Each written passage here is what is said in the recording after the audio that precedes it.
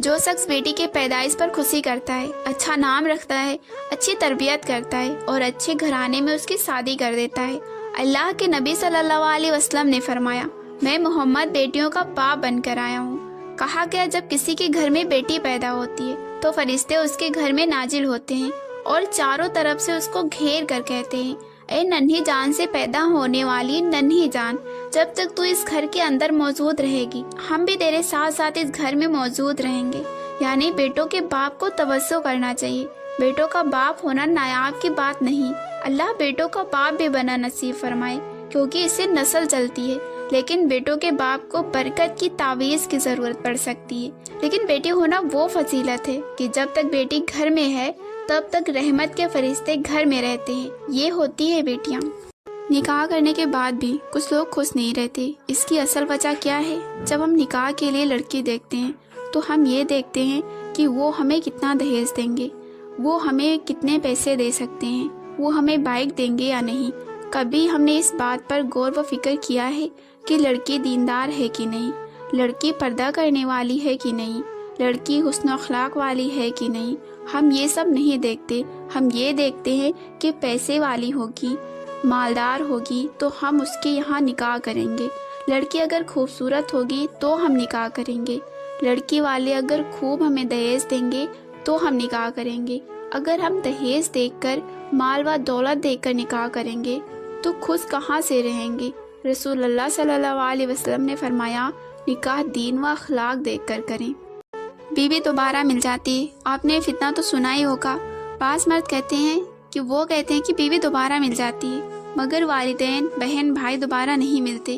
یہ بات سچ ہے، میں اس بات کو مانتی ہوں کہ ماں باپ، بہن، بھائی دوبارہ نہیں ملتے، لیکن ایسی سوچ رکھنے والے بھائیوں سے صرف میری اتنی سی چھوٹی سی گزارش ہے کہ جیسے آپ کو اپنے بہن بھائی پیارے ہیں ایسے ہی سب کو اپنے بہن بیٹیاں بھی پیاری ہوتی ہیں، اور ایسی سوچ رکھنے والے کو نہ کوئی دوسری دفعہ تو کیا پہلی دفعہ بھی اپنی بہن بیٹی نہیں دے گا۔ کسی کی بہن بیٹی اتنی فالتو بھی نہیں ہے۔ اگر یہی بات آپ کی بہن بیٹی کے بارے میں کوئی آپ سے بولے تو آپ کو کیسا محسوس ہوگا؟ اپنی سوچ کو بدلیں، جو ہماری کانسیپٹ ہے نا ان کو بدلیں، اور یہ بات سمجھیں کہ ہر رشتے کا اپنا مقام ہوتا ہے۔ جس طرح آپ کے اپنے ہیں نا، آپ کی اپنی بہن بیٹیاں نا، اسی طرح دوسروں کی بھی بہن بیٹیاں ہیں اور اپنے ہیں، ان کو اتنے ہی پیارے ہیں جتنے کہ آپ کو۔ کیا نکاح سے پہلے ہونے والے شوہر سے بات کرنا جائز ہے؟ نکاح سے پہلے ہونے والے شوہر سے بات کرنا بالکل حرام ہے۔ جامع ترمذی میں حدیث ہے، نبی صلی اللہ علیہ وسلم نے فرمایا کہ جب کوئی دو نامحرم مرد اور عورت کسی جگہ الگ ہوتے ہیں تو تیسرا ان میں شیطان ہوتا ہے۔ نکاح سے پہلے ہونے والے شوہر سے کسی بھی طرح کا تعلق رکھنا جائز نہیں ہے۔ منگنی کے بعد بھی آپ منگیتر سے بات نہیں کر سکتے جب تک نکاح نہ ہو، کیونکہ منگیتر بھی نامحرم ہے۔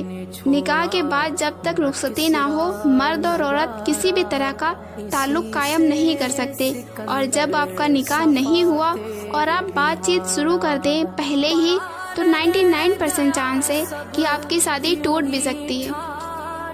نکاح کا دن تھا، لڑکی نے اپنے اس لڑکے کو کال کی جس سے وہ محبت کرتی تھی اور اس سے کہا کہ میری شادی ہے اور میری شادی میں ضرور آنا۔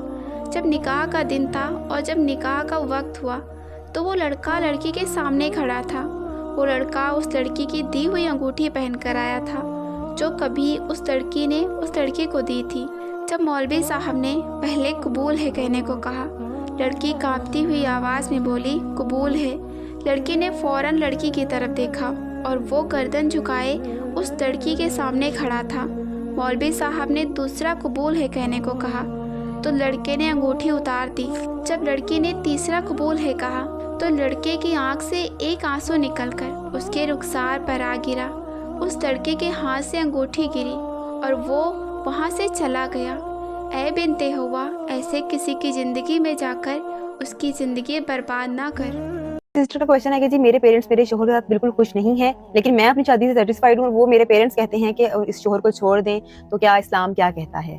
اسلام یہ کہتا ہے کہ آپ اپنے شوہر کی اطاعت کریں گی، اگر آپ اس کے ساتھ خوش ہیں تو آپ اس کے ساتھ ہی خوش رہیں گی۔ پیرنٹس کی مرضی سے یہ شادی ہوئی ہے اور بعد میں پیرنٹس خوش نہیں ہیں تو آپ कोई डॉल तो है नहीं कि जिसके साथ प्रिंस जो है ये कपड़ों में अच्छा नहीं लग रहा दूसरे कपड़ों में ले आते हैं, ऐसा नहीं होता। तो अगर आप अपने शोहर से सेटिस्फाइड हैं तो आप अपने पेरेंट्स को ये समझाएंगी कि आप मेरी शादीशुदा जिंदगी में इंटरफेयर ना करें, आप मेरी शादीशुदा जिंदगी में इंटरफेयर ना करें। हम जिस तरह कहते हैं ना कि मर्द को कहते हैं कि जी आपके पेरेंट्स कौन होते हैं, सास ससुर कौन होते हैं बहू के मामलात में बोलने वाले, तो इसी तरह औरत के माँ बाप कौन होते हैं अपने दामाद के मामलात में बोलने वाले, जबकि वो आपकी बेटी को कुछ भी रख रहा है। तो इस्लाम इस चीज की इजाजत नहीं देता। हाँ ये है कि जो मामलात खराब है उनको सॉर्ट आउट कर दें, उनको दोनों को आमने सामने बैठाएं और उन मामलात को कोशिश करें हल करने की, और बताएं कि आप अपने शोहर से भी मोहब्बत करती हैं, अपने माँ बाप से भी मोहब्बत करती हैं और दोनों के बगैर नहीं रह सकती। तो ये पेरेंट्स को यहाँ पे समझना होगा। अगर आपके पास पैसा है तो बहुत अच्छी बात है, उससे आप लोगों की मदद करें। इस्लाम में एक तरीके से जहेज देना जायज़ भी है। इस्लामी नुक्ता नज़र से जहेज का एक ही नुक्ता नज़र है कि दामाद की हैसियत को देखा जाता है। अगर उसकी हड्डी पसली मजबूत है, वो बिजनेसमैन हो, कमाने वाला बंदा हो, तो कोई भी जहेज की ज़रूरत नहीं। शोहर अपनी बीवी के लिए खुद कमाए, और अगर वो कमाने वाला ना हो और माली तौर पर भी कमज़ोर हो तो फिर लड़की का बाप अपने दामाद को ताउन कर सकता है, लेकिन खुद से जहेज की डिमांड नहीं करना चाहिए कि जहेज दोगे तो शादी करूँगा, उतना दहेज दोगे तो शादी करूँगा। जहेज का कोई तस्वुर इस्लाम में नहीं है। इस्लाम में जहेज लेना हराम है, लेकिन माँ बाप अपनी मर्जी से अपनी बेटी को कुछ देना चाहें तो दे सकते हैं। शादियों में एक रस्म होती है सलामी के नाम से। लोग समझते हैं कि कोई दीन का काम कर रहे हैं क्योंकि इसका नाम सलामी है। ये दीन का काम नहीं है, ये बेहयाई का काम है, ये भिखारियों का काम है। इसमें जो दुल्हन की बहनें होती हैं वो बगैर पर्दा के आती हैं, दूल्हे को दूध या मिठाई या कोई भी चीज़ खिलाती हैं, या पैसे न्यौछावर करती हैं, या कुछ भी चीज़ करती हैं और सोने की अंगूठी पहनाती हैं, या फिर चांदी की। अगर चांदी की भी है तो भी हराम है क्योंकि गैर महरम उसे पहना रही है, और दूल्हा भिखारी बनकर रुमाल लेकर बैठा होता है और उसको औरतें भीख दे रही होती हैं। इसको दीन का काम मत समझिए। दीन कभी बेहयाई को प्रमोट नहीं करता, लिहाजा इस रस्म को अपने शादियों और अपने मुआशरे से ख़त्म कीजिए। आज भी अगर जहेज की सुन्नत याद है तो होना तो यही चाहिए कि औरत के बाप भाई से नहीं, खुद अपने हाथों से कमा करके हासिल करो। बहुत सारे आज के दौर में भी भिखारी पैदा हुए हैं। मैं तो उनसे हमेशा यही कहती हूँ जिनकी तलब ये है कि शादियाँ इसलिए करना चाहता हूँ, मुतालबा इस बात का कर रहे हैं कि हमारे घर में शादियाँ हैं और जहेज, और सामने वाले मांग रहे हैं जहेज देना है, बाइक देना है, फलां देना है। क्या ताउन हो सकता है? क्या बाइक देने के लिए वल्मा फाउंडेशन तैयार किया गया है? जहेज के लिए मैं तो ये कह रही हूँ, बाइक देना या ना देना बात की बात है। अपनी बेटी ही मत दो ऐसे भिखारी को। जो तुम्हारे घर से खाना चाहता हो वो तुम्हारी बेटी को क्या खिलाएगा?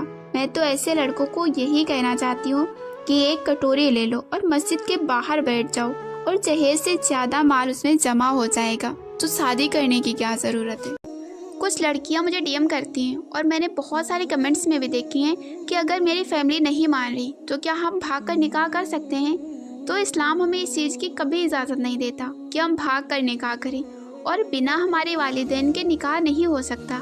अगर वली नहीं तो चाचा, चाचा नहीं तो भाई, किसी न किसी की इजाज़त लेनी पड़ेगी, वरना वो निकाह नहीं होगा।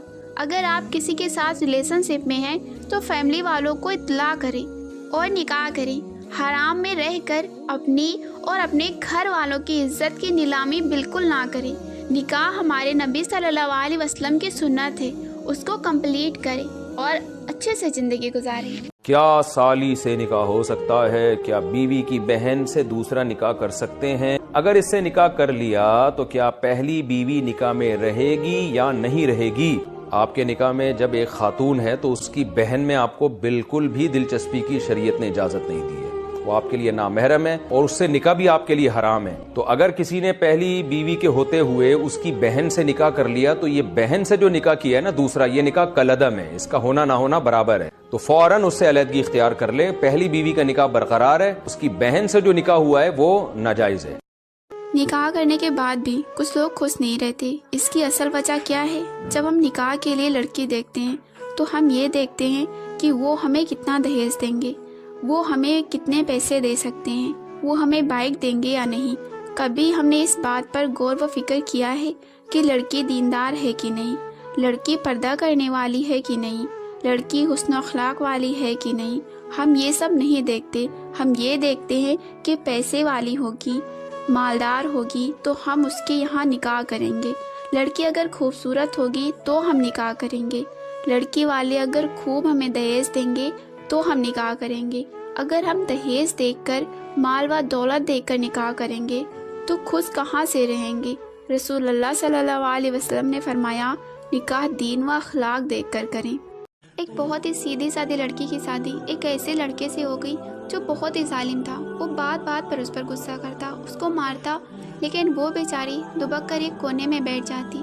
ایک دن شوہر کو کسی بات پر بہت زیادہ غصہ آ گیا اور اس نے اس کو بری طرح سے مارنا پیٹنا شروع کر دیا۔ وہ بیچاری روتے ہوئے بولی آپ اس طرح بچوں کے سامنے تو نہ مارا کریں، اور پھر وہ اچانک سے کہنے لگی میں جا رہی ہوں، آپ کی شکایت کروں گی۔ شوہر بولا میں تجھے باہر جانے کی اجازت دوں گا تب نا؟